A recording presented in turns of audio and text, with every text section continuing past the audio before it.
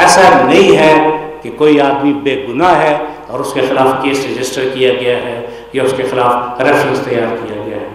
एहतसाब एक तरफा सिर्फ उन लोगों को नज़र आता है या जिनकी आंखों पर पट्टी है या तसव्वुफ की ऐनक है या मुतसावाना रवैया है और वो अपनी फेयर ओपिनियन या अपनी फेयर राय देने से फॉर सर्टेन रीजंस हिचकिचाते हैं। ज़्यादा केस रजिस्टर होंगे, ज़्यादा करप्शन होगी तो ज़्यादा केस रजिस्टर होंगे, इसलिए वो ज़्यादा केस रजिस्टर हुए।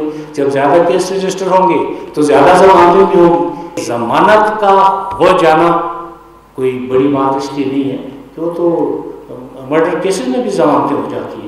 कभी कभी तो मुझे ऐसे लगता है कि सारे मुल्क को नवेलिया हो गया और कोई केस ही नहीं नजर आता। सुबह नैब, शाम नैब, जिंदगी तेरा नाम नैब, इसके अलावा मतलब कोई चीज़ नहीं है। अब एंटी करप्शन कोर्ट्स की तादाद भी बढ़ रही है, केसेस का इंशाअल्लाह जल्द अज जल्द फैसला होगा, दूध का दूध और पानी का पानी हो जाएगा। जो केस भी बना है वो मेरिट पे बना है। अगर मनी लॉन्ड्रिंग है तो वो करोड़ों की है, अरबों की है। मैं इस बात को तस्लीम करता हूँ कि किसी ने धेले की करप्शन नहीं की। करप्शन का रेशियो तो करोड़ों और अरबों में है। ये पाकिस्तान इस वक्त जो ग्रे लिस्ट में है, ये किस वजह से? ये हमारे मेहरबानों की मेहरबानियों का नतीजा है।